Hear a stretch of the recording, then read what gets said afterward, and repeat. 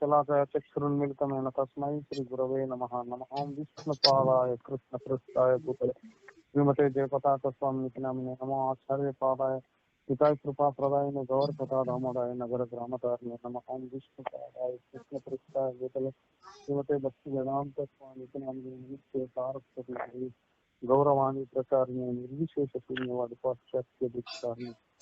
జయ శ్రీ కృష్ణ చైతన్య ప్రభు నిత్యానంద శ్రీ అద్వైత గదాధర శ్రీవాసాది గౌర భక్త బృంద.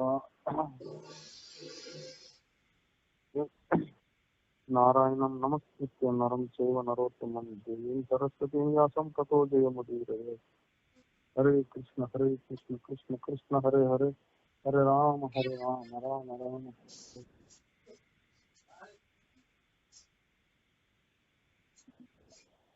ఈరోజు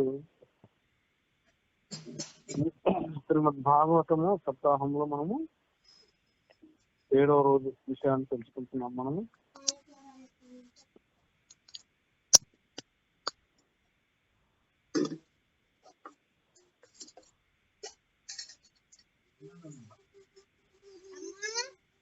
సుఖదేవ మహర్షి పరీక్షణ్ మహారాజుకు శ్రీకృష్ణుడి యొక్క వివాహాల గురించి మళ్ళీ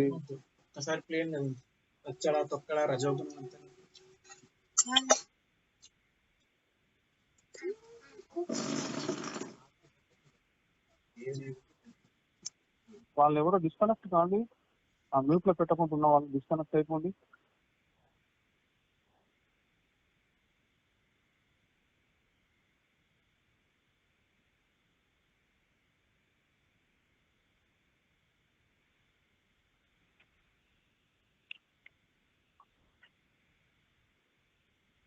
భగవంతుడి యొక్క వివాహాల గురించి మళ్ళీ శమంతకమని గురించి వివరిస్తాడు అన్నట్టు. అట్లాగే శ్రీకృష్ణుడు రుక్మిణి దేవిని వివాహం చేసుకున్న విధం ఏదైతే ఉందో అట్లానే అనేక వివాహాలు కూడా చేసుకున్నాడు అన్నట్టు. ఆసీత్ సత్రాజిత సూర్యో భక్త పరమః సత శ్రీతస్తస్మై మణిం ప్రసాద్ సూర్య తుష్ట శమంతకం. సత్రాజితనే సూర్య భక్తుడైనటువంటి ఒక రాజు ఉండేవాడు. ఆయనకు ఎంతో భక్తి. ఎవరు? సూర్య భగవానుడు. అంటే ఆయన భక్తికి మెచ్చి సూర్యుడు అతనికి పరమ మిత్రుడైన అన్నట్టు.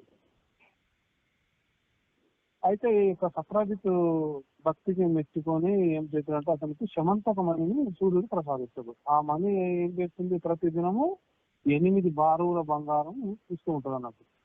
మన లెక్క జనరల్ గా లెక్క ప్రకారం బారు అంటే 20 తులాలు, 8 బారులు అంటే సుమారుగా 160 తులాలు.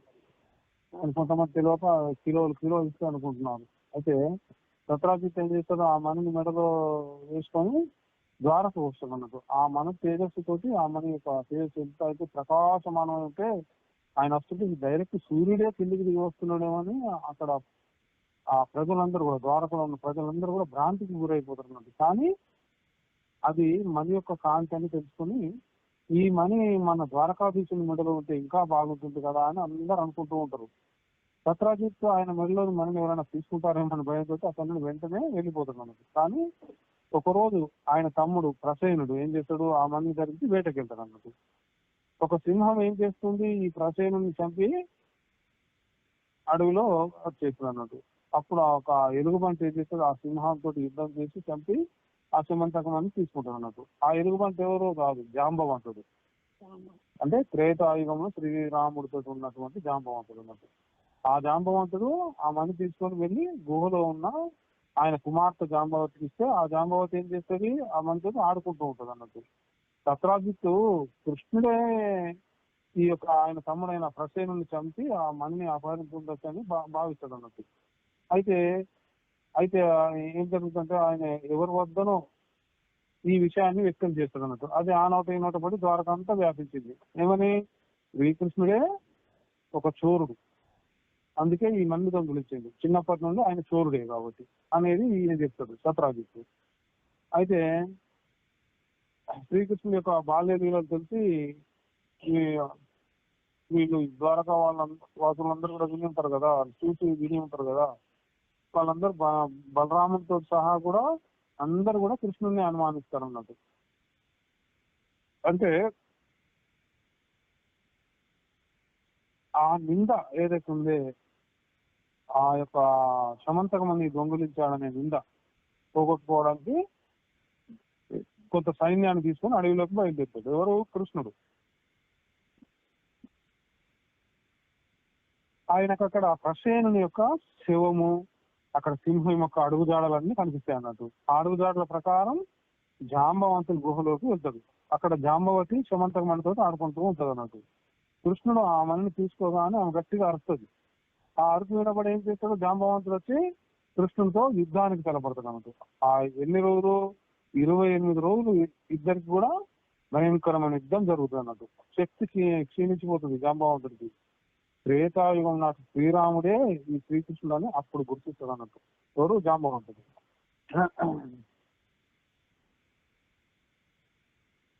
సుమంతకంతో సహా జాంబవతిని కృష్ణునికి అప్పగించి నేల కొరుగుతాడు జాంబవంతుడు. ఆ సుమంతకమని మళ్ళీ జాంబవతితో సహా కృష్ణుడు దూరంగా ఆయన కోసం వేచి ఉన్న సైనికులను కలుసుకొని ద్వారకకు చేస్తున్నాడు అన్నట్టు. జాంబవతి కృష్ణుల వివాహం జరుగుద్ది. ఆ తర్వాత శ్రీకృష్ణుడు సత్రాజిత్తును ద్వారక సభలో పిలిపించి సుమంతకమని అప్పగిస్తాడు అన్నట్టు. జరిగిన కథ తెలుసుకున్న సత్రాజిత్ ఏం చేస్తాడు? పశ్చాత్తాపంతో కృష్ణుని అందు ఆయన కుమార్తెకు ప్రేమ ఉంటుంది చాలా. ఎవరికి కుమార్తె? ఎవరు? సత్రాజిత్ కుమార్తె ఎవరు? సత్యభామ. ఆ ప్రేమ ఉండడానికి గమనించి ఆ కుమార్తె అని సత్యభామను కృష్ణునికి ఇచ్చి ఘనంగా వివాహం జరిపిస్తాడు అన్నట్టు. అంటే ఏవం వ్యవసితో బుద్ధ్యా సత్రాజిత్ పశుతాం శుభాం మనించ స్వయం ధన్య కృష్ణ యోపజహారహై. అంటే ఒకరోజు కృష్ణుడు హస్తినాపురానికి వెళ్ళి అక్కడ అర్జున్తో కలిసి యమునా నది ఒడ్డుకు వెళ్తాడు అన్నట్టు. అక్కడ దూరంగా ధ్యానం చేస్తున్న ఒక కన్య వద్దకు వెళ్ళి, అమ్మా ఎవరు నువ్వు, ఎందుకు ధ్యానం తీసుకెళ్ళి ఉన్నావు అని ఎవరు అడుగుతారు? అర్జునుడు అడుగుతాడు.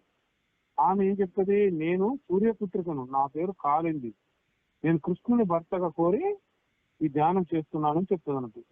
కాళింది. కాళింది ఎవరు? సూర్యపుత్రిక.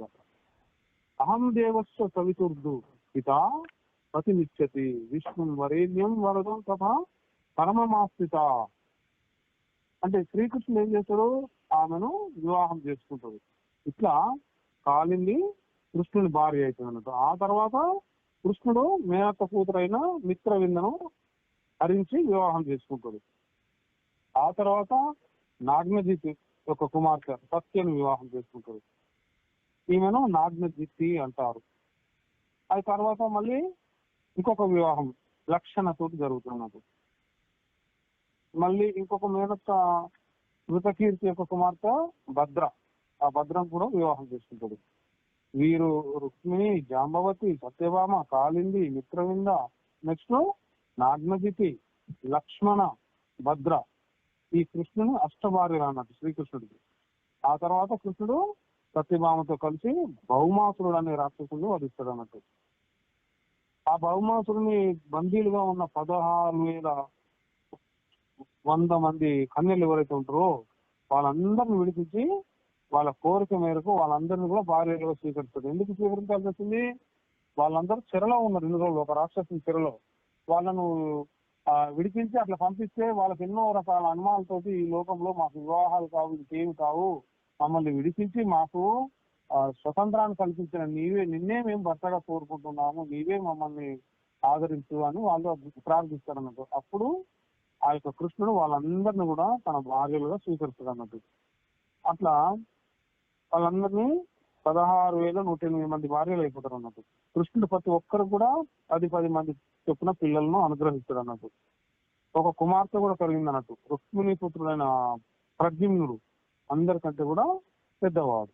అంత పెద్ద జనాభా గల కుటుంబం అయినా సరే కృష్ణుడు ఎల్లప్పుడూ ప్రసన్న వదనంతో అందరితో నవ్వుతూ కనబడేవాడు అన్నట్టు. ఇది విని పరీక్షిత్తు చాలా ఆశ్చర్యాన్ని వ్యక్తం చేస్తాడు.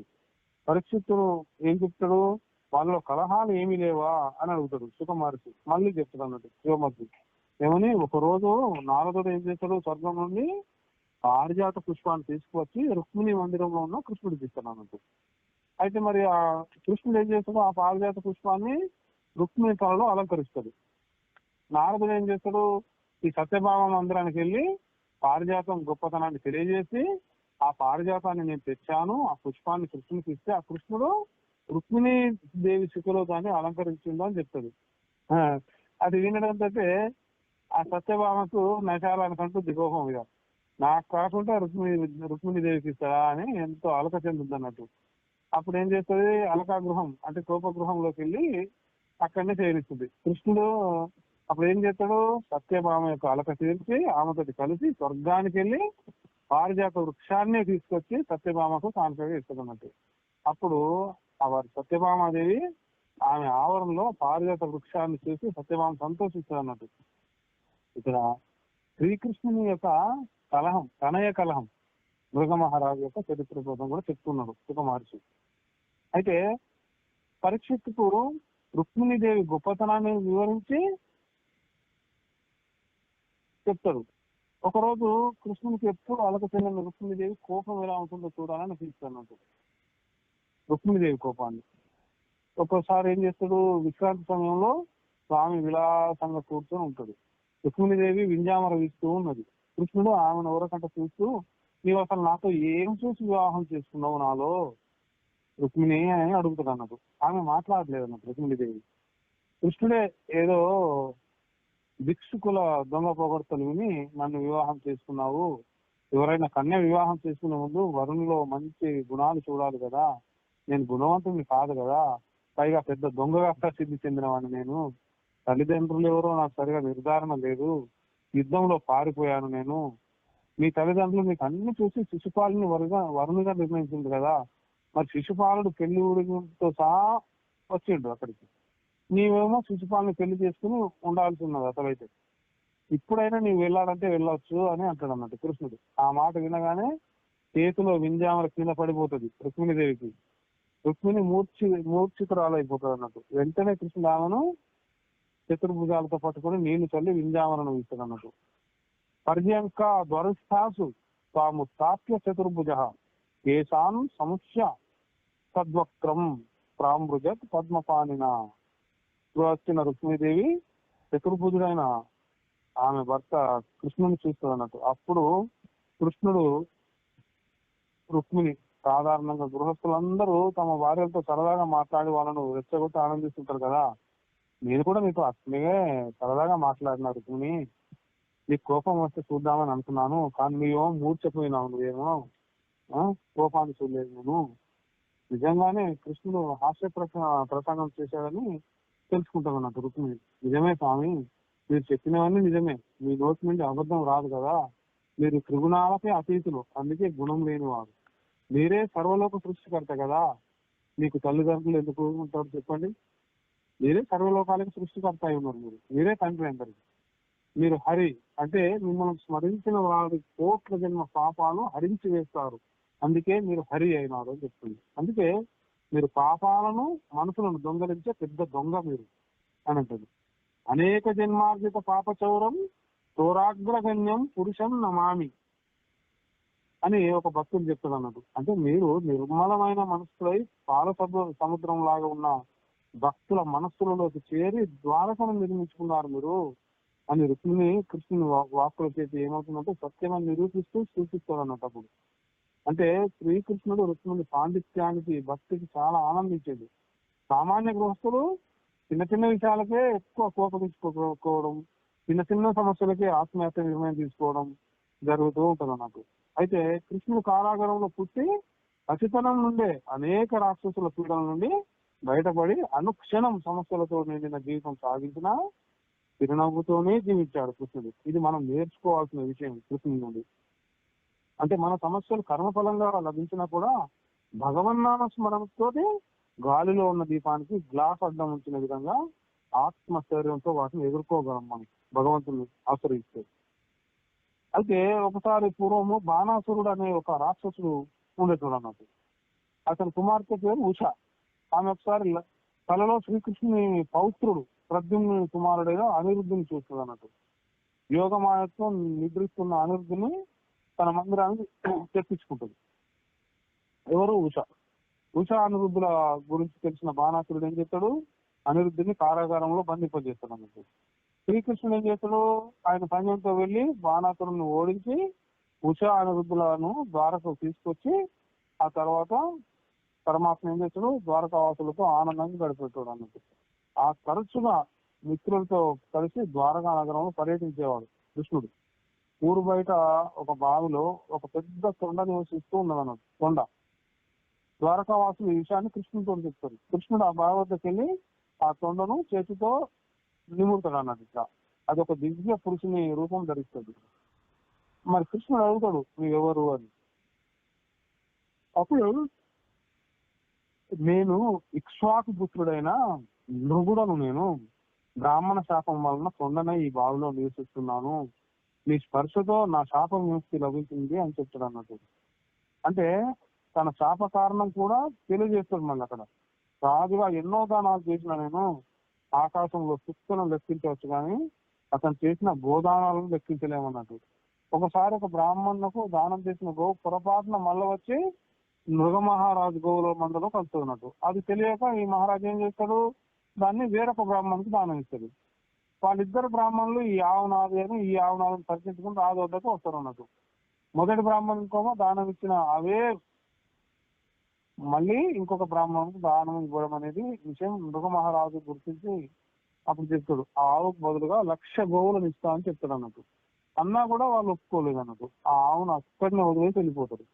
ఆ ఫలితంగానే నేను కొన్ని కోట్ల పుణ్యాలు చేసినప్పటికి కూడా బావిలో తొండనై పడి ఉన్నాను స్వామి, నేను మీ స్పర్శ వల్ల నాకు విముక్తి లభించింది అని చెప్పి ఆ మృగ మహారాజు పరమపదాన్ని చేరుతాడు అన్నట్టు. కృష్ణుడు ఏం చేస్తాడు, ద్వారకావాసులందరికీ బ్రాహ్మణ అపరాధం చేయరాదని చెప్పి బ్రాహ్మణ ద్రవ్యం అపహరించకూడదని తెలియజేస్తాడు అన్నట్టు.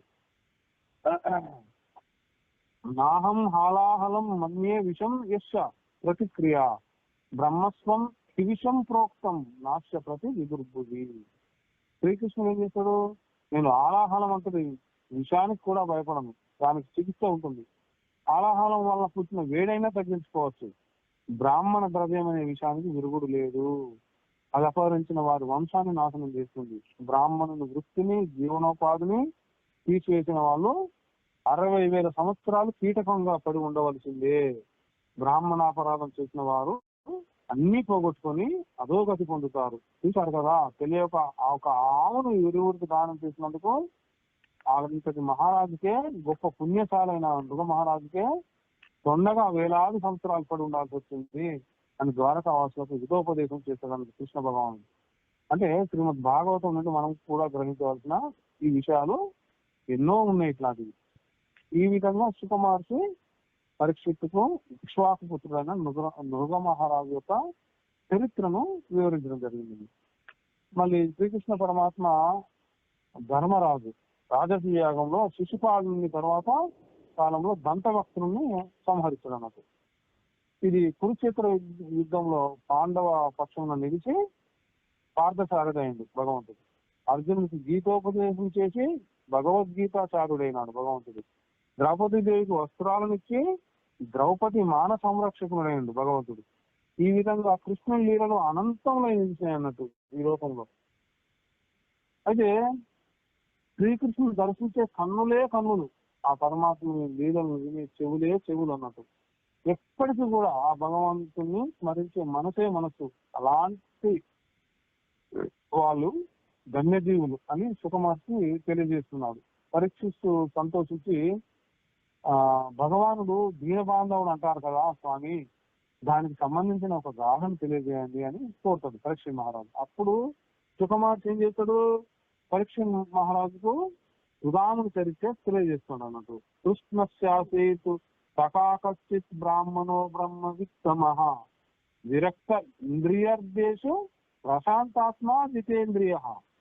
ఆందీపని గురుకులంలో శ్రీకృష్ణ భగవాన్ అనే ప్రియమిత్రుడు ఆంతరంగికుడు సుధాముడు అనే బ్రాహ్మణ బాలుడు ఉండేటోడు అన్నట్టు. పెద్దవాడైన సుధాముడు బ్రహ్మవేత్త, విరక్తుడు, ప్రశాంతాత్ముడు అన్నట్టు. మళ్ళీ జితేంద్రియుడై ఉన్నాడు అన్నట్టు.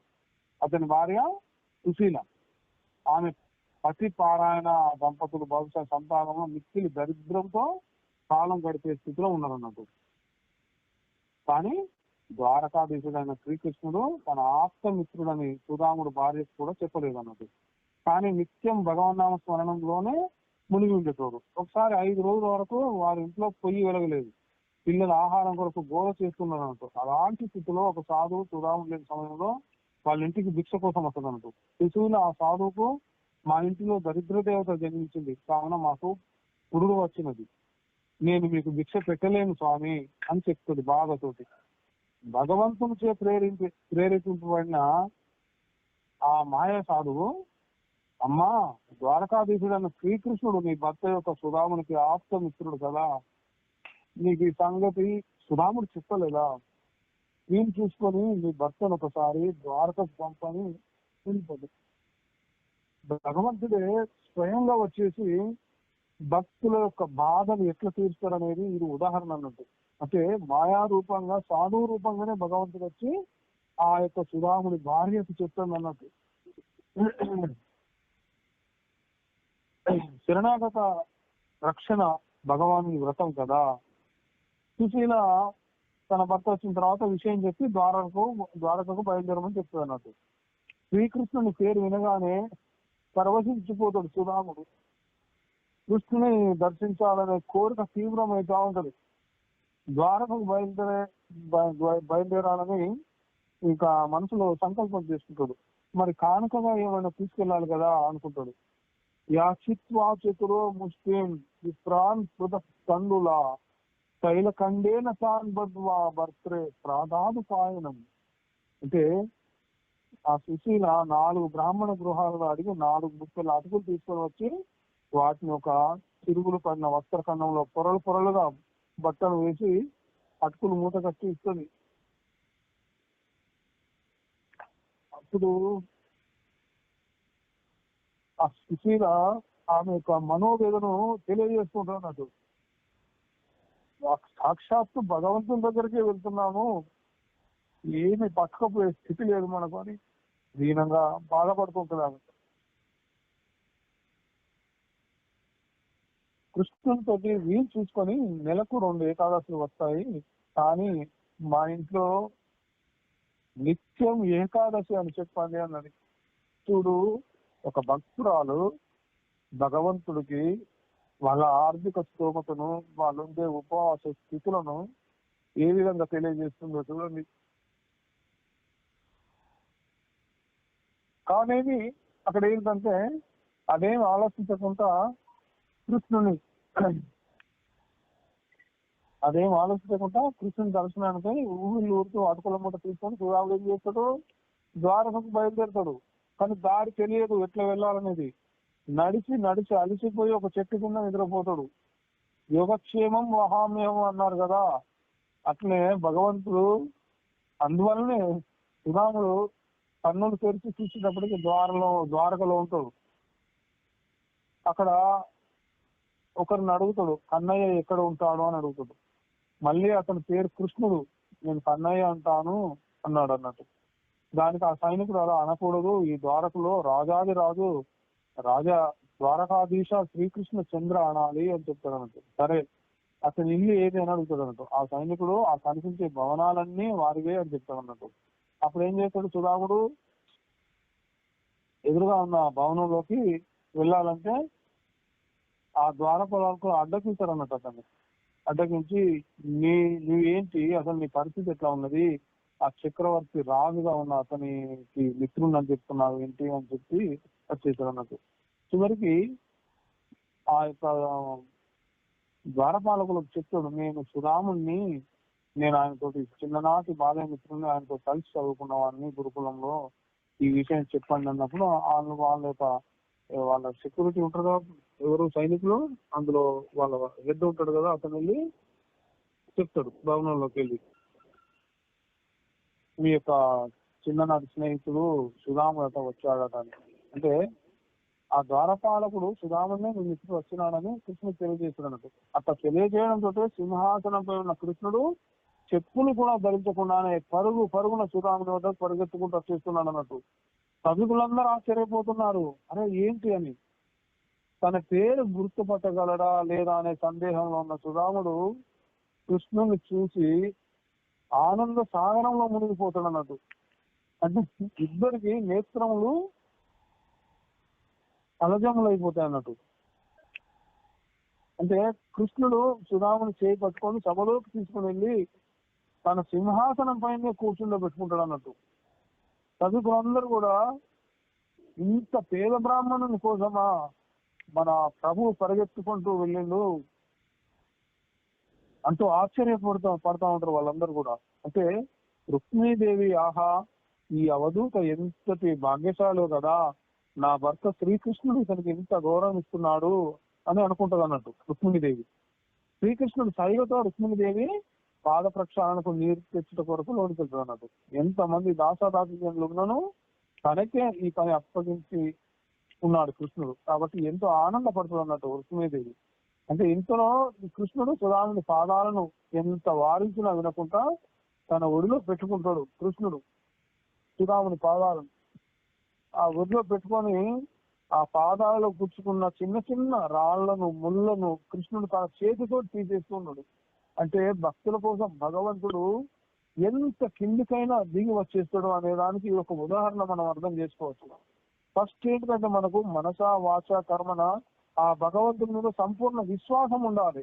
విశ్వాసం ఉంటే మనల్ని ఎంత ఉన్నత స్థితిలోకైనా తీసుకెళ్తాడు, ఎంత అధమ స్థితిలోకైనా తీసుకెళ్తాడు. మళ్ళీ తీసుకెళ్లి అన్ని మన నుండి దూరం చేసి శాశ్వతంగా తన దగ్గరకు తీసుకుంటాడు. అంటే మనం జనరల్ గా ఏం కోరుకుంటాం ఈ లోకంలో అన్ని సంపదలు భోగభాగ్యాలు అన్ని నాకు ఉండాలి, అన్ని బంధాలు ఉండాలి, ఉంటూనే కృష్ణుడి ధామానికి వెళ్ళిపోవాలనుకుంటాం. కానీ ఈ బంధాలన్నీ కోరుకున్నప్పుడు భగవంతుడు దూరం అవుతాడు కదా మనకు. మనం భక్తిలో ఫస్ట్ మనం తెలుసుకోవాల్సిన విషయం ఏంటి, ఈ యొక్క భోగభాగ్యాలు ఈ బంధాలు ఈ అన్నిటిని కూడా ఈ లోకంలో నాకు ఎంతవరకు అర్హత ఉన్నదో అంతవరకే కృష్ణ ఇచ్చి నీ శాశ్వత ధామానికి నీ శాశ్వత సేవకు నన్ను దగ్గర చేయి కృష్ణ అని మనం ప్రార్థించాలి. మనసా వాచ కర్మణ కృష్ణుడు. ఎప్పుడైతే మనం అంత ప్రార్థిస్తామో భగవంతుడు మనకేమి అర్హత ఉన్నదో మనకి ఏం అవసరం ఉన్నదో గుర్తించి ఆయనే ఆ టైంకు మనకు అన్ని ఆయనే ఇస్తాడు అన్నట్టు. ఇప్పుడు ఇక్కడ ఆయన మిత్రుడైనటువంటి ఇతనికి సుధాముడికి ఏమన్నా అడిగిందా వచ్చి ఏం అడగలేదు, కానీ భగవంతుడు తెలుసుకొని ఆయనే ఇస్తున్నాడు. ఫస్ట్ ఏంటంటే ఆయన భక్తుడై ఉన్నాడు అతను మనసా వాచ కర్మణ. అందుకని భగవంతుడు ఆయనను ఉద్ధరించే ఉద్దేశంతో ఆయన దగ్గరికి మాయా స్వామీజీగా వచ్చి ఆయన భార్య చెప్పించి ఆమె ప్రేరణతోటి ఈయన ద్వారకకు వచ్చే విధంగా చేస్తాడు. ద్వారకకు నడవలేని స్థితిలో ఉన్నప్పుడు ఈయనే యోగమాయ ద్వారా ద్వారకలోకి తీసుకొని అక్కడ మళ్ళీ కలవడం జరుగుతుంది అన్నట్టు. అంటే ఎన్నైనా ఏదైనా చేయగలడు భగవంతుడు భక్తుల కోసం. అందుకనే భావగ్రాహి జనార్దనుడు భగవంతుడు. అలా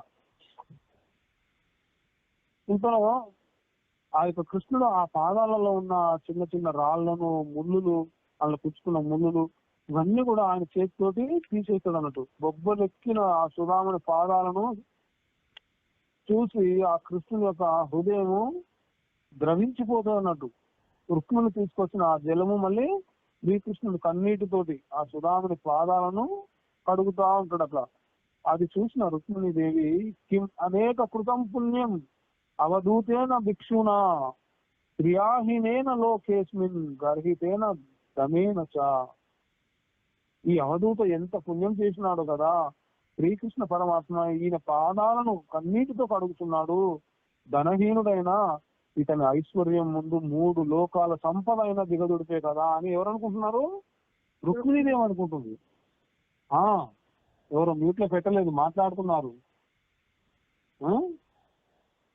ఆ తర్వాత శ్రీకృష్ణుడు ఏం చేస్తున్నాడు, సుధాముని అలసట తీసుకో మిత్రమా అని చెప్పి చేయి పట్టుకొని లోని తీసుకెళ్లి స్నానానంతరము నూతన వస్త్రాలను ఇచ్చి షడ్రసోపేతమైన భోజనం పెట్టించి కృష్ణుడు తన చెయ్య మీదనే కరుణ చేస్తాడు అన్నట్టు, ఆయనను పడుకోబెడతాడు.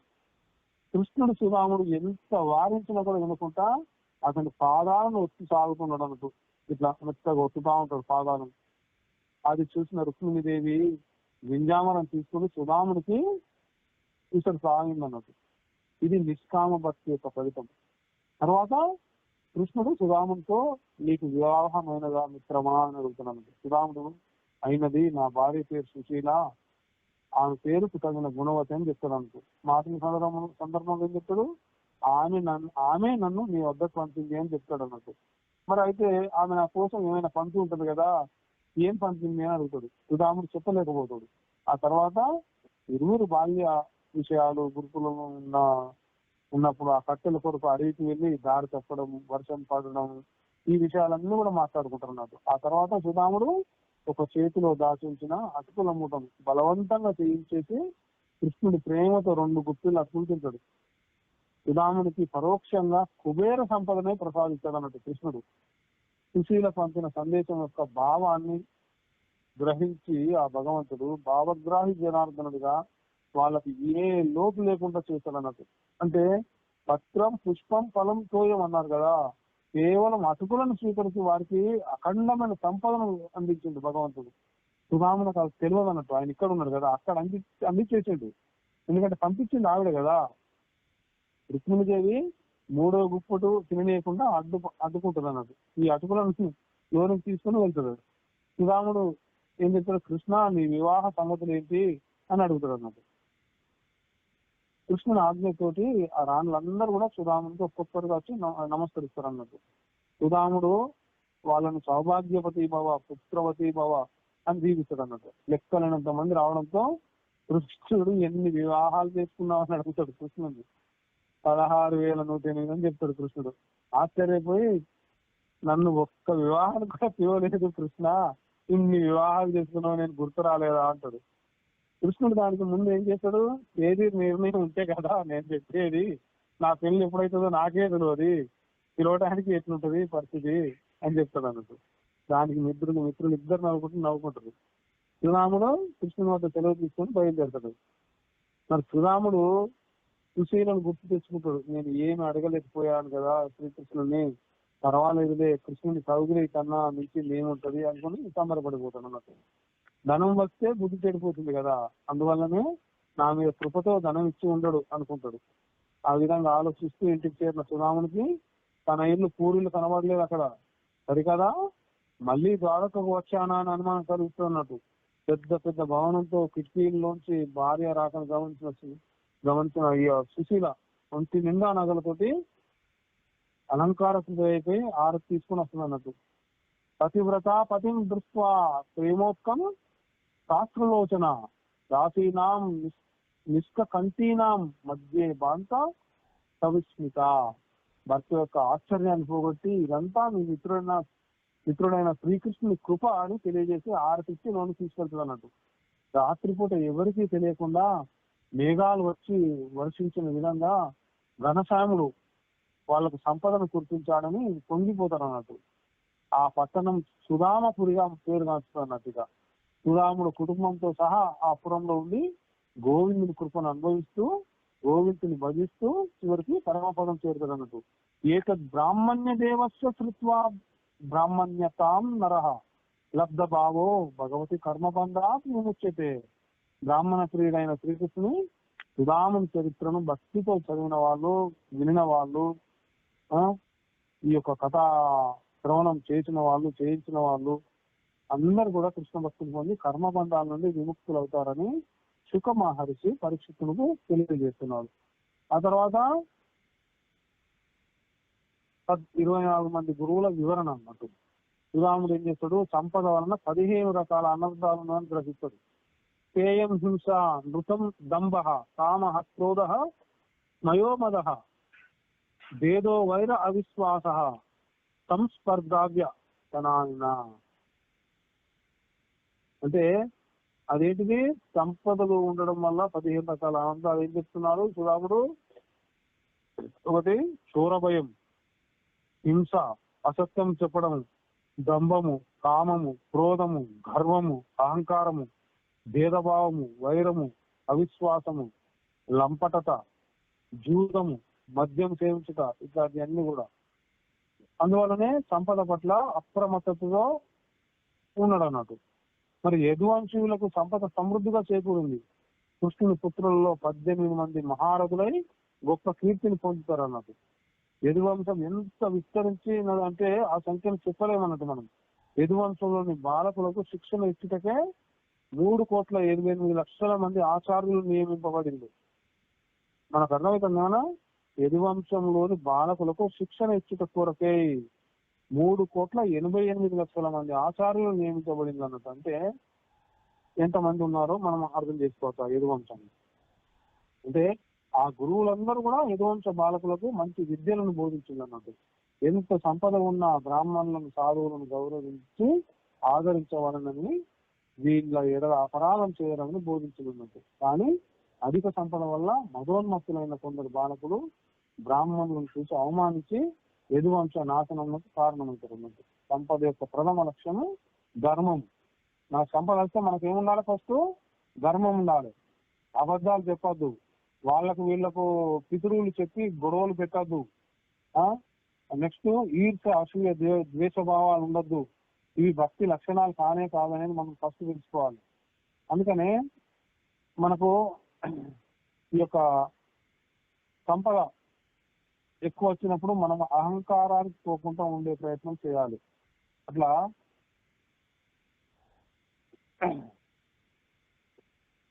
మనకు అర్థం కావాల్సిన సంపద యొక్క ప్రథమ లక్ష్యం ధర్మం. ఎతో ధర్మ తతో జయ.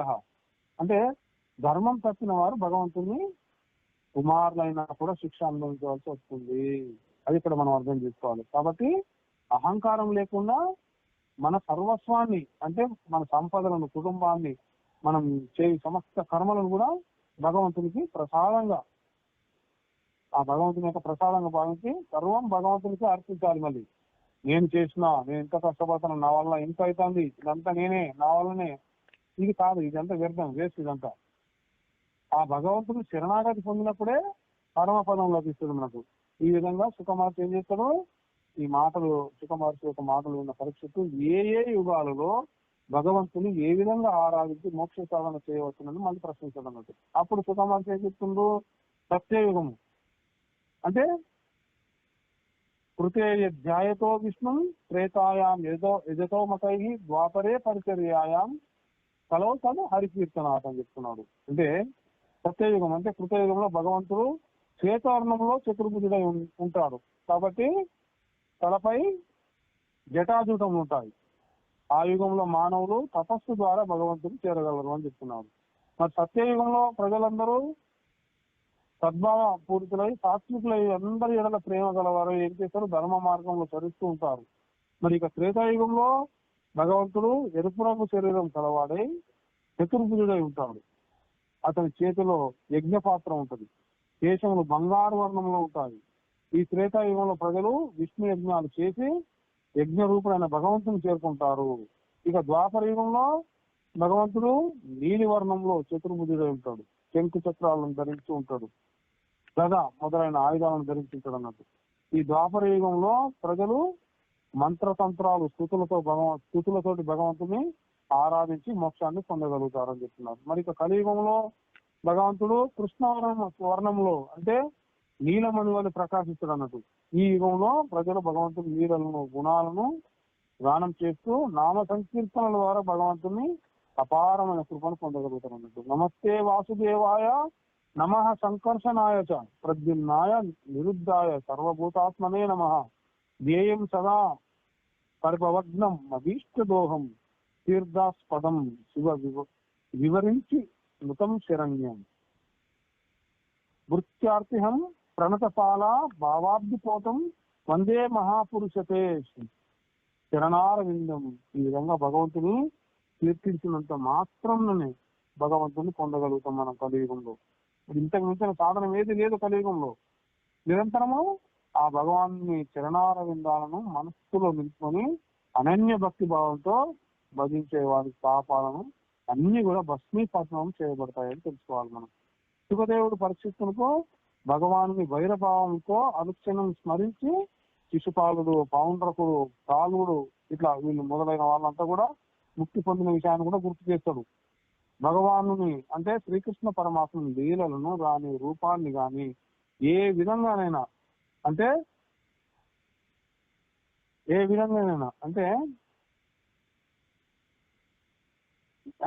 భక్తి ప్రేమ లభించాలంటే ఆయన యొక్క కరుణ భక్తితోటి గాని, ప్రేమతోటి గాని, వైరంతో గాని స్మరించినంత మాత్రం చేతనే ఆ యొక్క భగవంతుని అపార కరుణ మళ్ళీ పరమపదం మనకు లభిస్తుంది అనే విషయాన్ని చెప్తున్నాడు. అయితే మరి భగవంతుని ఎడల ఆయన ఎడల భక్తి ప్రేమ లభించాలంటే ఏం చేయాలి?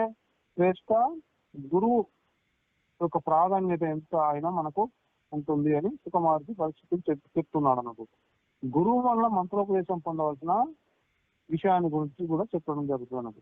మళ్ళీ ఈ సృష్టిలో పశుపక్షాదులు ఆ ఏవైతే ఉంటాయో వాటి నుండి కూడా మనం జ్ఞానాన్ని పొంది అవి ఏం చేస్తున్నాయి, ఎలా చేస్తున్నాయని కూడా మనం తెలుసుకోవచ్చు అని చెప్తున్నాడు.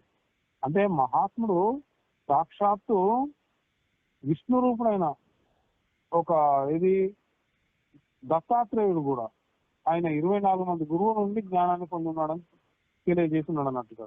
అంటే ఆ 24 మంది గురువుల పేర్లు ఏంటిదంటే మనకు ఆ ఆశ్చర్యాన్ని కలిగించే విషయం ఇది. భూమి ఒకటి, 2 వాయువు, ఆకాశము, జలము, అగ్ని, చంద్రుడు, సూర్యుడు, పావురము, కొండ చిలువ, సముద్రము, దీపపురుగు, తేనెటీగ, ఏనుగు, లేడి, చేప, పింగళ అనే వేశ్య, పక్షి, బాలుడు, కన్యక, బాణం తయారు చేయవాడు, పాము, సాలెపురుగు, భృంగి అనే పురుగు, తేనెటీవాడు. అంటే భూమి నుంచి ధైర్యాన్ని, వాయువు నుంచి తగినంత ఆహారాన్ని తీసుకోవడం, ఆకాశం నుండి నిర్మలంగా ఉండడం, జలం నుండి స్వచ్ఛంగా మధుర భాషిత్వం కలిగి లోకపావనుగా జీవించడం, అగ్ని నుండి తేజస్సుతో కూడి ఉండడం నేర్చుకోవాలి. అట్లనే చంద్రునిలోని కళల వలె అవస్థలు మారి శరీరం మార్పు చెందినా కూడా ఆత్మ మారనిది అని గ్రహించాలి. మరి సూర్యుని నుండి నీటిని గ్రహించి వర్షం కురిపించినట్టుగా విషయములను గ్రహించి సమయం వచ్చినప్పుడు త్యజించగలగాలి.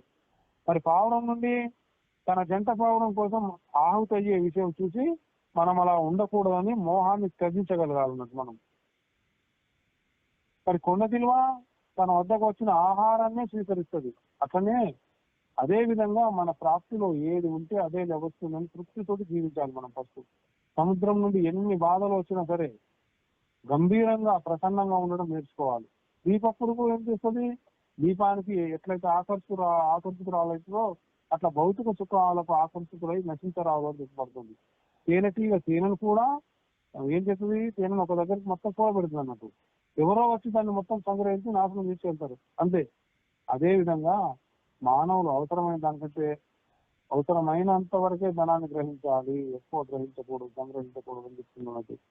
అంటే ఎక్కువ కూడా పెట్టకూడదు. ఎందుకు? ఏనుగు ఆడ ఏనుగు బొమ్మను చూసి వెళ్ళి గోతిలో పడుతుంది. అదే విధంగా స్త్రీ వ్యామోహం కూడా మంచిది కాదు. తేనె తీసేవాడు తేనెటీగ వాటి యొక్క తేనెటీగల కష్టార్జితాన్ని తీసుకుని వచ్చి ఎవరికో ఇస్తాడు. కాబట్టి ధనాన్ని ధర్మంగా ఆర్జించాలి, ధర్మం కొరకే ఖర్చు చేయాలి. మళ్ళీ ఆ ధనాన్ని లేడీ వేటగాళ్ళ వాద్య ఘోష ఏం చేస్తుంది? మోగితే అయిపోయి వాళ్ళకు చిక్కుకుంటుంది అన్నట్టు. లేడీ వాళ్ళకు చిక్కుకుంటుంది అన్నట్టు. ప్రపంచంలో విషయవాసనల చేత మోహితుడైన మానవుడు కూడా అదే విధంగా నశించిపోతాడు. నీటిలోని చేప రుచికి ఆశపడి ఎరకై వచ్చి ఆ యొక్క గాలాన్ని చిక్కుతుంది ఆ చేప. కాబట్టి మనుషులు కూడా రుచికి లోబడక రసేంద్రియాన్ని అదుపులో ఉంచుకోవాలి అని చెప్తుంది ఇక్కడ. పింగళ అనే వేశ్య అలంకరించుకుని ఎవరైనా వస్తారేమో అని నిరాశ చెందే వరకు చేస్తుంది. ఈమె నుండి ఇతరులు ఎవరైనా వచ్చి మనకు ఏదైనా ఇస్తామని ఆశించరాదు అని ఈమె నుండి తెలుసుకోవచ్చు. మరి కీరపక్షి ముక్కుతో మాంసం ముక్కను పట్టుకొని ఉంటే మిగతా పక్షులన్నీ దాన్ని వెంబడిపడి పొడుస్తాయి అన్నట్టు. అది ఆ ముక్కను వదిలివేయగానే అన్ని వెళ్ళిపోతాయి. అట్లనే మన వద్ద అధికతనం ఉన్నప్పుడు దొంగలకు, స్వార్థపరులకు భయపడాల్సి వస్తుంది అన్నట్టు. తగినంత ఉన్నప్పుడు ఏ భయం ఉండదు, కొంచెం మనకు సరిపోయేంత ఉన్నప్పుడు. అట్లనే బాలుని వల్ల నిష్కపటంగా మానవ సమానంగా చూస్తేనే కానీ మనం సుఖంగా ఉండలేమన్నట్టు. మరి కన్యక చెల్లి వాళ్ళు కూడా రాగా వాళ్ళ కోసం లోపల ధాన్యం దంచుతూ ధ్వని వినపడకుండా ఒక్కొక్క గాజు మాత్రమే ఉంచుకుంటుంది అన్నట్టు. అట్లనే అదేవిధంగా ఎక్కువ మంది చేరితే కలహాలు వస్తాయి. కాబట్టి ఏకాంతంగా ఉండడం మనకు అవసరం సాధనకు. బాణం తయారు చేసేవాడు ఏ విధంగా లక్ష్యంతో పనిచేస్తూ పక్క నుండి రాజులు సైనికులు వెళ్తున్నా గమనించడో అదే విధంగా సాధన చేసేవారి యొక్క లక్ష్యం ఏదైతే ఉందో భగవంతుడు మాత్రమే అయి ఉండాలి అనేది మనం తెలుసుకోవచ్చు. మరి పాము ఏ విధంగా ఏకాంతంగా సంచరిస్తూ చీమలు పట్టిన పుట్టులో తల దాచుకుంటుందో అదే విధంగా సాధువులకు ఏకాంతము. మరి అదే సాధువు ఆయన కోసం గృహం ఏర్పరచుకోకుండా ఉండడం అవసరమైన అన్నట్టు. సాలెపురుగు ఏం చేస్తుంది? తనలోని ద్రవంతోటే గూడు నల్లి అందులో విహరించి మళ్ళీ ఆ గూడు తనలోనికి లాగేసుకున్న విధంగా భగవంతుడు తన నుంచే సృష్టిని వెలువరించేసి మళ్ళీ తర్వాత తనలోనికి లాక్కునే విధానం అనేది మనం గ్రహించాలి. తుమ్మెద ఏం చేస్తుంది, వేరొక కీటకాలం తెచ్చి గూట్లో ఉంచి దాని చుట్టూ నాదం చేస్తూ తిరుగుతూ ఉంటుంది అన్నట్టు. అది వింటూ అదే కలిసిన పురుగు తుమ్మెదగా మారిపోతుంది అన్నట్టు. అంటే ఆ విధంగా మనం ఎప్పటికీ కూడా దేని గురించి స్మరిస్తే మనం అలాగే మారిపోతాం. భౌతిక సుఖాలను చింతిస్తే అదే విధంగా, భగవంతుని గురించి చింతిస్తే భగవంతుని వల్లనే మనము ఆయనకు కనెక్ట్ అయి ఉంటాం అన్నట్టు భగవంతునితో. అట్లనే శ్రీ సుఖమహర్షి మానవ జన్మ గొప్పతనాన్ని గురించి వివరించింది అన్నట్టు. మానవ జన్మ దుర్లభమైనది అన్నట్టు. ఏ జన్మ ఎత్తినా భౌతిక సుఖాలకు అనుభవించాల్సి వస్తుంది, కానీ మోక్ష ప్రాప్తి కోసం ప్రయత్నం చేయగల అవకాశం మానవ జన్మకు మాత్రమే ఉన్నది. కాబట్టి సమయంలో మనకున్న సమయాన్ని వ్యర్థం చేసుకోకుండా సన్మార్గంలో ఉండి భగవంతుని స్మరిస్తూ మనం మోక్షాన్ని సాధించాలి. అందుకని చెప్పారు, కాలక్షేపో న కర్తవ్య క్షీణమాయుర్ దినే దినే దేహస్య పతనం వీక్ష కర్తవ్యం హరికీర్తనం అని. మరి భగవంతుని మనకు ప్రేమ కలిగి భగవంతుని లీలలను నామాన్ని ఎల్ల వేళలా స్మరించేవాడు శ్రీకృష్ణ భగవానుడికి అత్యంత ప్రియుడు అనేది మనం తెలుసుకోవాలి.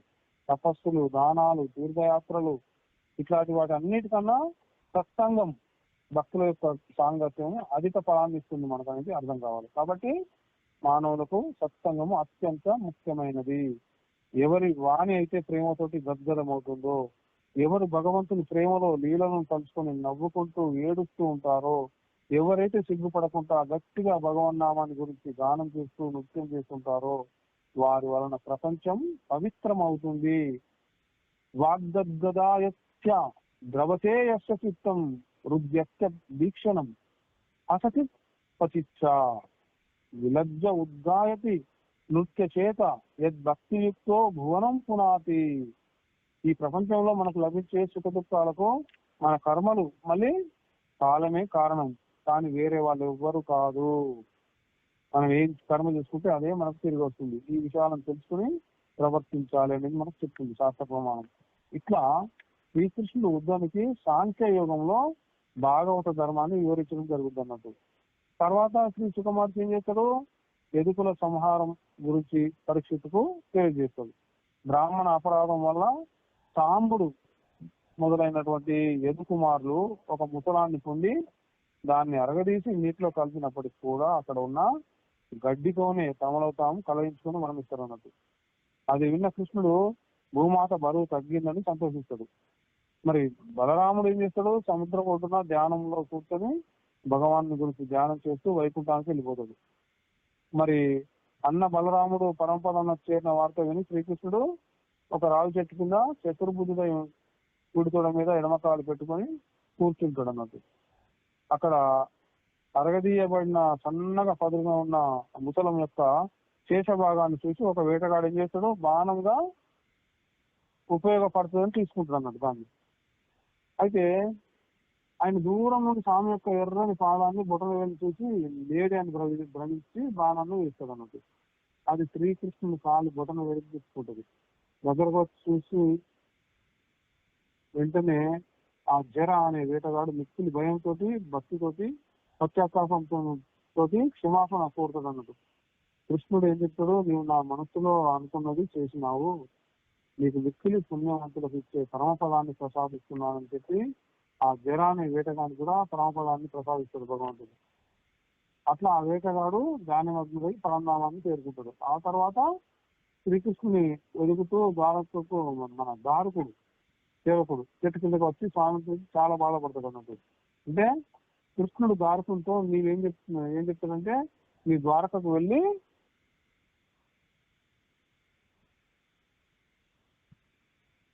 కృష్ణ ద్వారకకు వెళ్ళి బలరాముడు వైకుంఠానికి వెళ్ళిపోయినాడు అని నేను వెళ్ళబోతున్నానని తెలియజేయ వాళ్ళందరికీ, ద్వారకావాసులందరికీ అని చెప్తాడు.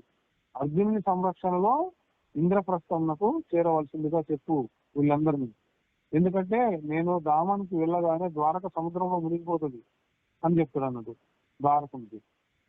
కృష్ణునికి నమస్కరించి బాధతో ద్వారకకు తిరిగి వెళ్ళి అందరికీ విషయం చెప్తాడు. దేవతలందరూ పుష్పవృష్టి కురిపిస్తూ కృష్ణుని దర్శనానికి వస్తారు అన్నట్టు. అందరూ చూస్తూ ఉండగా మేఘాలలో మెరుపు చేరినట్లు కృష్ణుడు పరంధామానికి చేరుతాడు.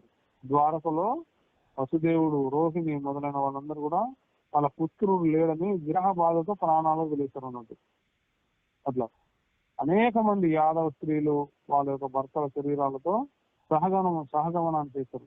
రుక్మిణీదేవి కూడా ఇందులో దూకి ప్రాణత్యాగం చేసింది అన్నట్టు.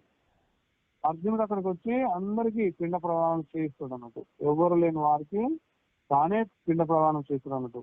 మిగిలిన వృద్ధులకు, స్త్రీలకు, పిల్లలను అర్జునుడు ఇంద్రప్రస్థానం తీసుకుని వస్తాడు. మరి అనిరుద్ధుని పుత్రుడైనటువంటి వ్రజునికి రాజ్యాభిషేకం చేస్తాడు అన్నట్టు. ద్వారకను కృష్ణుడు కూర్చున్న ప్రదేశం వదిలి సముద్రుడు అంతా ముంచేస్తాడు అన్నట్టు. ఆ ప్రదేశంలో శ్రీకృష్ణుడు ఎల్లవేళలా నివసిస్తాడు కాబట్టి దాని స్మరణ మాత్రం చేతనే పాపములన్నీ కూడా పరిహారమై శుభాలు కలుగుతాయి అనేది మనం తెలుసుకోవచ్చు. అర్జునుడి వలన కృష్ణ నిర్యాణం తెలుసుకున్న పాండవులు అంటే మీ తాతలు పరీక్షకు చెప్తాను, పరీక్షిత్ మహారాజు మీ తాతలు నీకు సర్వస్వాన్ని అప్పగించి రాజ్యాభిషేకం చేసి హిమాలయాల వైపు వెళ్ళిండు అని సుఖమహర్షి పరీక్షితులకు తెలియజేస్తున్నట్టు.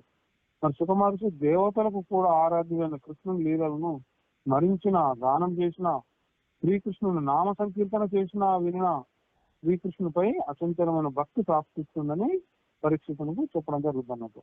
మరి కలి స్వభావం ఎట్లా ఉంటుంది అనేది కూడా సుఖమహర్షి తెలియజేస్తున్నారు. అయితే ఈ యొక్క 11వ స్కందాన్ని పూర్తి చేసి చివరైన ద్వాదశ స్కందానికి ప్రవేశించి కలియుగ స్వభావాన్ని చెప్పడం మొదలు పెడతాడు. ఎవరు? సుఖమహర్షి. ఆ భగవానుడైన శ్రీకృష్ణుడు పరంధామాన్ని చేరిన తర్వాత ఇక్కడి రాజవంశంలో వారిని గురించి సుఖమహర్షి వివరించిందన్నట్టు. ద్వాపర యుగం పూర్తి అయి కలియుగం ప్రవేశించడం వల్ల రాజులందరూ అధర్మ పరులు, అసత్య పరులు అయిపోతారు అన్నట్టు. మిగిలిన రాజులు మ్లేచ్చుల వల్ల ప్రవర్తించే విధంగా తయారైపోయింది. దానాలు లేవు, పుణ్యాలు లేవు, చిన్న చిన్న విషయాలకే వ్యక్తిని కోపగ్రస్తులు అయిపోతూ ఉన్నారు. ప్రజలందరూ ధనాపేక్ష కలిగిన వాళ్ళు అయిపోతారు అన్నట్టు. బ్రాహ్మణులు, క్షత్రియులు, వైశ్యులు అందరూ కలిసి కలి ప్రభావం వల్ల శూద్రుల వలనే వ్యవహరించే స్థితికి వచ్చేస్తారు అన్నట్టు. ధనాపేక్షతోటి ఎంతటి దుష్కార్యములైనా సిద్ధపడతారు. రాజులు, మంత్రులు ప్రజలను రకరకాలుగా పీడించి ధనాన్ని వసూలు చేస్తారు ఈ కలియుగంలో. ఈ కలియుగంలో ధర్మము, సత్యము, పవిత్రత, క్షమ, దయ, ఆయువు, బలము, స్మరణ శక్తి అన్ని లోపిస్తాయి. ఈ కలియుగంలో ధనవంతుడే గుణవంతుడుగా భావించబడతాడు. ధనవంతుడే న్యాయాన్ని, చట్టాన్ని తనకు అనుకూలంగా మార్చుకోగలుగుతాడు. మోసం చేసేవాడే వ్యవహార కుశలుడుగా భావించబడతాడు. బ్రాహ్మణుల గుర్తింపు బ్రహ్మజ్ఞానము, పాండిత్యంతో కాక కేవలం యజ్ఞోపవీతంతోనే ఉంటుంది.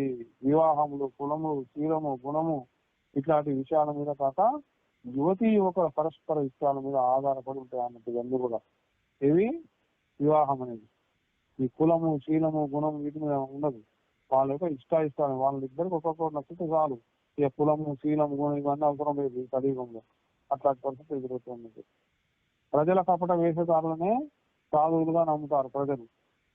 నిజమైన బ్రాహ్మణులకు, స్త్రీలకు, బాలలకు రక్షణ ఉండదు. పేదవారే దోషులుగా నిర్ధారించబడుతూ ఉంటారు. కలియుగంలో ప్రజలు దగ్గరలో ఉన్న గంగా, యమున మొదలైన తీర్థాలను ఉపేక్షించి ఇతర దూరంగా ఉన్న తీర్థాలకు అధిక ప్రాధాన్యం ఇస్తారు అన్నట్టు. అంటే బలవంతుడే ఉపేక్షించి ఇతర దూరంగా ఉన్న తీర్థాలకు అధిక ప్రాధాన్యత ఇవ్వడం వల్ల బలవంతుడే రాజుగా ఆగిపోతాడు. వాళ్ళు ఇతరుల సంపదను, స్త్రీలను లాక్కుని అడవుల పాలు చేస్తారు అన్నట్టు. దాన ధర్మాలను కీర్తి కోసం చేస్తూ ఉంటారు. వర్షాలు సరిగా కురవు, అతివృష్టి, అనావృష్టి వల్ల పంటలు పండవు, వరదలు వస్తూ ఉంటాయి, పైగా పన్నుల భారం ఉంటది. ఈ విధంగా ప్రజలు ఆకలి తప్పులతో, చింతలతోటి, రోగాలతో కళ్ళడిల్లి పోతూ ఉంటారు ఈ కలియుగంలో. ఈ కలియుగంలో జీవుల యొక్క ఆయుష్ కేవలం 20 నుండి 30 సంవత్సరాలు పడిపోతుంది ముందుగా. విశతి వర్షాన్ని పరమాయు కలో మృణాం క్షీయమానేసు దేశు దేహినాం కలిదోషత. కలియుగ దోషాల కారణంగా ప్రాణుల శరీరాలు నశించి క్షీణించి చిన్నవిగా రోగగ్రస్తంగా తయారైపోతాయి, మారిపోతాయి. ఆవులు, మేకల వల్ల చిన్నవిగా ఉండి తక్కువ పాలిస్తాయి. ఇప్పుడు ఆ చిన్న మాకలు 1 ఫీట్ ఎత్తు ఆవులు కూడా వచ్చేసినాయి ఇప్పుడు కలియుగంలో చూస్తూనే ఉన్నాం. సాధువులు కూడా గృహస్థాశ్రమాన్ని స్వీకరిస్తూ ఉంటారు. సాధువులు కూడా కలియుగ ప్రభావం వల్ల. అందరికీ కుటుంబ పోషణే పరమార్థంగా ఉంటుంది. కుటుంబం అంటే తన వివాహ సంబంధం వరకే పరిమితం, కానీ పాత బంధువులకు ప్రాధాన్యత ఉండదు. గోధుమలు ఇట్లాంటి ధాన్యం మొక్కలు చెట్లు కూడా చిన్న చిన్నగా మారిపోతాయి. వర్షంలో ఉండవని ఆహార కొరత కారణంగా అతిథి సత్కార్యాలు యజ్ఞాలు ఇట్లాంటివన్నీ కూడా ఏమి ఉండవు అన్నట్టు. ప్రజలందరూ కూడా కుటుంబ భారాన్ని మోయలేక గాడిదల వల్లే భార జీవంలో ఉంటారు అన్నట్టు. అట్టి సమయంలో వాళ్ళను ఉద్ధరించుటకు భగవంతుడు సంబల అనే గ్రామంలో విష్ణుయేతుడు అనే బ్రాహ్మణుడికి పుత్రుడుగా జన్మించడం జరిగింది. అదే కలిసి అవతారం అన్నట్టు. కలిసి భగవానుడు గుర్రంపై ఎక్కి ఖడ్గం తీసుకొని మళ్ళీ దుర్మార్గుల అందరినీ కూడా సంహరించి ధర్మస్థాపన చేస్తాడు. ఆ తర్వాత మళ్ళీ సత్యయుగం ప్రారంభం అవుతుంది. ప్రజలందరూ కూడా సుఖ సంతోషాలతో ధర్మపరాయణులై జీవిస్తారు. ఈ కలియుగం శ్రీకృష్ణుడు పరంధామం చేరిన దగ్గర నుండి దేవతల లెక్క ప్రకారం 1200 సంవత్సరాలు, మానవుల లెక్క ప్రకారం 4,32,000 సంవత్సరాలు ఉంటుంది కలియుగం యొక్క ఆయు ప్రమాణం. మరి సుఖ మహర్షి ఏం చెప్తాడు, నేను వర్ణించిన రాజులందరూ కూడా ఈ భూమిని నీది నాది అనుకొని కొట్టుకొని భూమిలో కలిసిపోతారు అని ఆ పరీక్షిత్ మహారాజు వివరిస్తాడు అన్నట్టు. భగవంతుడు ఒక్కడే మనవాడు, ఇంకెవ్వరు కాదు అనేది తెలుసుకోవాలి ఫస్ట్ మనం. మిగిలిన జగత్తంతా కలవలే కరిగిపోయేదే అని సుఖ మహర్షి తెలియజేస్తున్నాడు. అది విని పరీక్షిత్ మహారాజు కలియుగంలో అన్ని దోషాలు కనబడుతున్నాయి కదా, ప్రజలు వీటి నుండి రక్షణ పొందడం ఎట్లా అని అడుగుతాడు. ఎవరిని? సుఖదేవతాన్ని. దానికి సుఖ మహర్షి ఏం చెప్తున్నాడు, కలియుగ మానవులు దురాచారము, లోభము, క్రోధము ఇట్లాంటి గుణాలతో నిండి ఉంటారు. ఇది చూసినట్లయితే సత్యయుగంలో మానవుల బుద్ధి ఇంద్రియాలు సత్వగుణంతో పనిచేస్తాయి. అప్పుడు మనిషి జ్ఞానము తపస్సు వైపు ఆకర్షితులవుతాడు. మనం జ్ఞానం తపస్సును ప్రేమిస్తున్నామంటే సత్యయుగం వస్తుందని భావించాలి. అట్లనే మనుష్య ప్రవృత్తి ధర్మ ఆధారంలో మళ్ళీ ఇహపర సత్యాల వైపు ఆకర్షింపబడుతుంటే అది వేదాయుగం అని భావించాలి. అట్లనే మనుషులు సంతోషులుగా అహంకారం ఈర్ష్యా ద్వేషాలతో ప్రవర్తిస్తుంటే మనుషులు అసంతోషంతో అహంకారంతో ఈర్ష్య అసూయ దేశాలకు ప్రవర్తిస్తుంటే అది ద్వాపర యుగం అని భావించాలి. ఇది రజోగుణ ప్రభావం. నిద్ర, మోహము, కపటము, శోకము, హింస, కలహము మానవ ప్రవృత్తిగానే ఉంటాయి. ఇది తమోగుణ ప్రభావం అన్నట్టు. దీన్ని ఎలా గుర్తించాలి? కలియుగంలో గుర్తించాలి మనం. మరి కలియుగంలో మనుషులు తల్లిదండ్రులను, సోదరులను, మిత్రులను కూడా వదిలేసి కేవలం భార్య, సోదరి, సోదరుల సలహాలను మాత్రమే స్వీకరిస్తారు అన్నట్టు. శూద్రులు తపస్సు వేషంలో కపట ధర్మ ప్రచారకులు అయిపోయి ఉన్నతాస్థానాలను గ్రహించి దానాలు తీసుకుంటూ ఉంటారు అన్నట్టు. కలియుగం ఎన్ని దోషాలతో పూర్తిగా నిండిపోయి ఉన్నప్పటికీ కూడా ఒక మంచి గొప్ప గుణం ఉన్నది. అదేంటంటే కలిర్దోష నిదే రాజన్ అస్తి ఏకో మహాగుణ కీర్తన దేవ కృష్ణచ్చ ముక్త సంఘ ఫలం వ్రజే. శ్రీకృష్ణుని నామ సంకీర్తన మాత్రమే చేతనే సర్వ పాపాలు దగ్ధమై మానవులు శ్రీకృష్ణుని పొందగలుగుతారు. సత్యయుగంలో ధ్యానము తపస్సు ద్వారా, త్రేతాయుగంలో యజ్ఞయాగాలు చేయడం ద్వారా, ద్వాపర యుగంలో పరమాత్మని విధిపూర్వకంగా పూజించడం ద్వారా ఎలాంటి ఫలితం కలుగుతుందో అదే కలియుగంలో భగవన్నామ సంకీర్తన ద్వారా లభిస్తుంది అని సుఖ మహర్షి పరీక్షిత్తుకు కలియుగం యొక్క గొప్పతనాన్ని గురించి తెలియజేస్తానన్నమాట. కలియుగంలో ఎన్ని అన్యాయాలు అధర్మాలు ఉన్నా, ఎంత పాపం చేస్తున్నా కూడా సాక్షాత్తుడై భగవంతుని మీద ప్రేమతో ఒక్క క్షణం గాని అరక్షణం గాని సంకీర్తన చేస్తే అతని పాపాలన్నీ కూడా దగ్ధమైపోతాయి అన్నట్టు. ఈ విధంగా కలియుగం గురించి వివరించిన సుఖ మహర్షి పరీక్షిత్తును శ్రీకృష్ణుని లీలలన్నింటినీ వింటివి కదా, ఇంకా ఏమైనా వినగోరుతున్నావా అని అడుగుతాడు అన్నట్టు.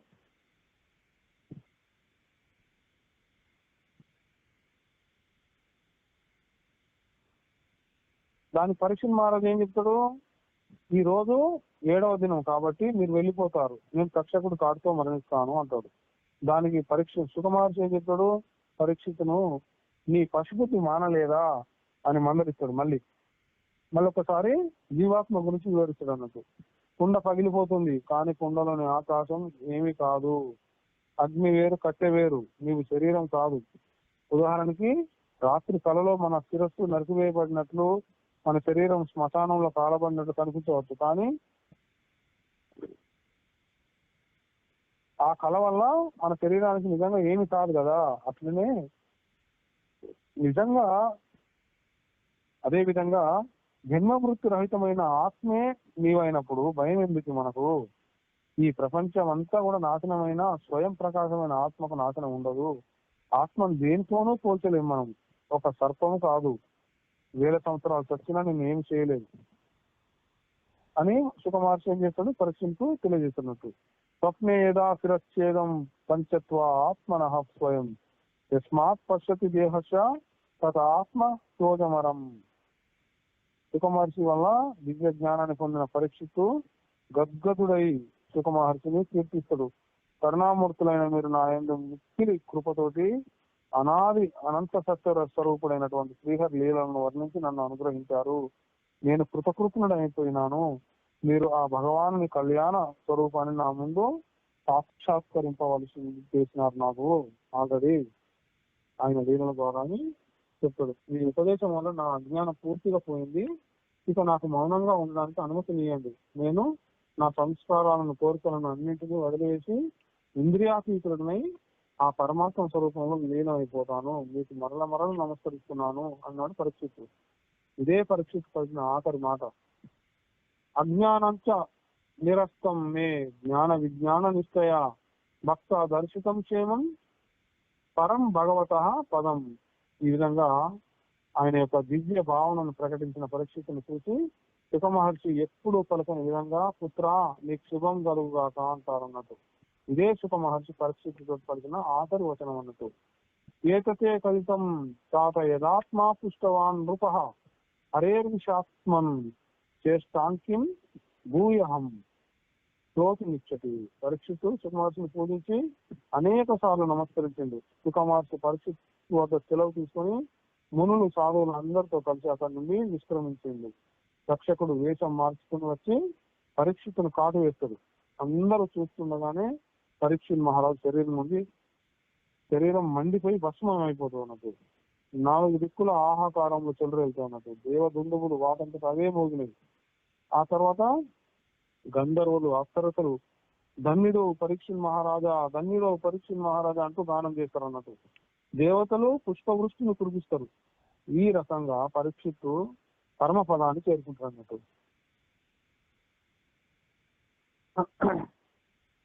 దేవదుందు భయోనే దుర్గంధర్వ్యాప్స రసోజుగు వృషు పుష్పవర్షాన్ని విబుధాహ సాధువాదిన. పరీక్షిత్తు పుత్రుడైన జనమజేయుడు ఆయన తండ్రి మరణానికి కారణం తక్షకుడు అని తెలుసుకొని కోపంతో సర్పయాగం ప్రారంభిస్తాడు. సర్పాలన్నీ వచ్చి ఆ యజ్ఞకుండంలో పడి మరణిస్తూ ఉంటాయి అన్నట్టు. తక్షకుడు ఇంద్రుని శరణు తెచ్చి అతని సింహాసనానికి చుట్టుకొని ఉంటాడు. బ్రాహ్మణులు ఆవాహన మంత్రాలను చదివితే ఇంద్రునితో కలిసి తక్షకుడు యజ్ఞకుండం వద్దకు వస్తాడు అన్నట్టు. అప్పుడు ఆ బృహస్పతి వచ్చి జన్మజయుని సర్పయాగం చేయకుండా వారుస్తాడు అన్నట్టు. ఆ విధంగా సర్పజాతిని నాశనం చేయడం మంచిది కాదు. ఆ సర్ప కారణమే కదా మీ నాన్నగారైన పరీక్షిత్ మహారాజు ముక్తి సాధనమైన శ్రీమద్ భాగవతం లభించింది, దాని వల్లనే కదా. కాబట్టి ఈ సర్పయాగం మానివేయవలసిందని ఎవరు చెప్తారు? బృహస్పతి. మళ్ళీ మీరు మిగతా ఋషులు అందరూ కూడా చెప్తాడు. అప్పుడు జనమజేయుడు సర్పయాగాన్ని ఆపేస్తాడు అన్నట్టు. ఆ తర్వాత సూత మహర్షి శౌనకాది మహాములకు మృకండ మహర్షి కుమారుడైన మార్కండేయుడు 10,000 సంవత్సరాలు శివుని గురించి తపస్సు చేసి చిరంజీవి అయిన ఆ యొక్క కథను కూడా తెలియజేస్తారు అన్నట్టు. మహాప్రళయం అంటే 4 యుగములు అయిపోయిన తర్వాత మొత్తం జలమయం అయిపోతుంది అన్నట్టు.